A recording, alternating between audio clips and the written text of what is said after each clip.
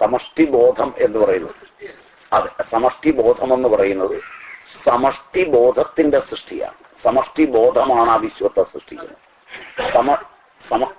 സമഷ്ടിബോധം എന്ന് പറഞ്ഞാൽ എന്റെ ജാഗ്രത പോലെ ഞാനും ഈ പ്രപഞ്ചത്തിലെ മുഴുവൻ വിശേഷ ചേതനകളും ചേർന്നത് സമഷ്ടി ജാഗ്രത.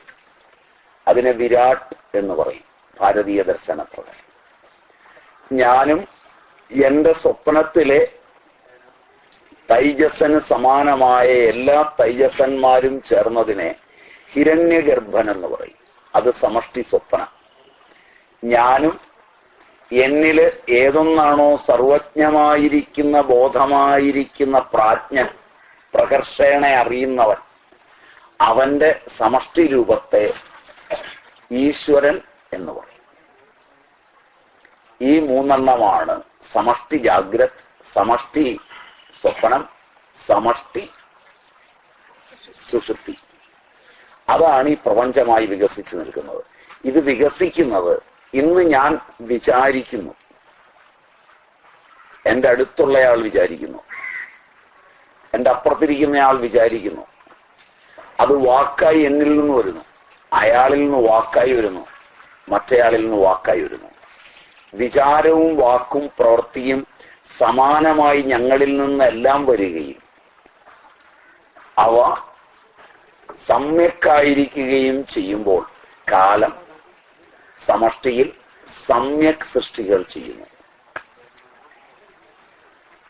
എപ്പോൾ എന്നിലെ വാക്ക്, എൻ്റെ മനസ്സ്, എൻ്റെ പ്രവൃത്തി പരസ്പര വിരുദ്ധമായിരിക്കുന്നു, അടുത്തുള്ളവൻ്റെത് വിരുദ്ധമായിരിക്കുന്നു, വാക്കൊരിടത്തും പ്രവൃത്തി വേറൊരിടത്തും വിചാരം മറ്റൊരിടത്തുമായി ഞങ്ങൾ പുറത്തേക്ക് വിടുന്നവയുടെ ആന്തോളനം വരുമ്പോൾ പരസ്പര ദ്വേഷമുള്ള കർമ്മങ്ങൾ കൊണ്ട് സസ്യങ്ങളും ജന്തുക്കളും ചുറ്റുപാടുകളും മാറി മറിയുകയാൽ അതിനനുഗുണമായി അവന്റെ ബോധത്തിൽ നിന്ന് നാശകരങ്ങളായ ഉപകരണങ്ങളും നാശകരങ്ങളായിരിക്കുന്ന ചിന്തകളും ഉണ്ടാവുകയും ഇതിന്റെ ആന്തോളനത്തെ നശിപ്പിക്കുകയും അതിനനുസരിച്ച് സമഷ്ടിയിൽ കാണപ്പെടുകയും ചെയ്യും. അങ്ങനെ കാണപ്പെടുമ്പോൾ അവനോട് എതിർക്കണം എന്ന് തോന്നുന്നതും ആ നശിപ്പിക്കുന്നവനെ കൊല്ലണമെന്ന് തോന്നുന്നതും അവൻ ചെയ്യുന്ന പണി തന്നെയാണ് ഇവന്റെ ബോധത്തിലും വരുന്നത്. അതിലൂടെ ഇതിന് പരിഹാരമില്ല.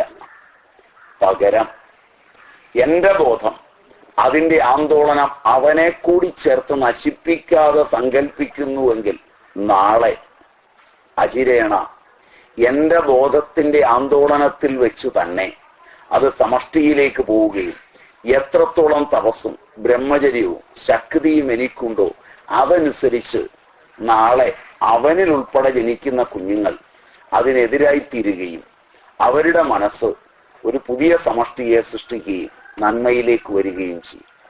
അതുകൊണ്ട് തപസ്വികളുടെ തപസ്സിലാണ് നന്മയിരിക്കുന്നത്, അല്ലാത്തവരുടെ ആന്തോളനത്തിലാണ് തിന്മയിരിക്കുന്നത്. ഇതാണ് സമഷ്ടി പ്രക്രിയ.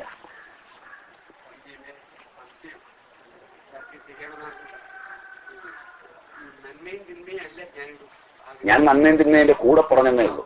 അതെങ്ങനെയാണ് സമഷ്ടി എന്നാണ് ഞാൻ പറഞ്ഞത്.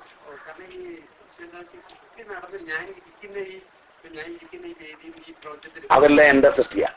അതെ, ഞാൻ ചോദിക്കാൻ കാരണം ഈ ഇതിൽ ഇരിക്കുമ്പോൾ തന്നെ എന്റെ ചിന്ത ഇല്ലെങ്കിൽ, അതുപോലെ ഒരു സമഷ്ടി ചിന്ത ഇല്ലെങ്കിൽ പിന്നെ ജീവൻ എന്ന് പറയുന്നത് നമ്മുടെ ഈ ദൈനംദിനം ഉണ്ടല്ലോ, പിന്നെ ഉള്ളത് ബോധം മാത്രമേ ഉള്ളൂ. ജീവൻ എന്ന ആന്തോളനേ ഇല്ല. അതങ്ങനെയാണ്. അത് ജ്ഞാനത്തിൽ വെച്ച് നിങ്ങൾക്ക് ബോധ്യമാകുന്നതാണ്. അത് ബോധ്യമാകാൻ ഇന്ദ്രിയങ്ങളെ മുഴുവൻ അടച്ച് ചിന്ത നിശ്ചേഷ്ടമായാൽ പ്രപഞ്ചമില്ല, പ്രപഞ്ചക്രമവുമില്ല. പ്രപഞ്ചക്രമം വെറും തോന്നൽ മാത്രമാണെന്ന് എടുക്കുന്നത് ഇവിടെയാണ്. ഞാൻ ചിന്തിക്കുന്നു, അതുകൊണ്ട് ഞാനും ലോകവും ഉണ്ടായിരിക്കുന്നു.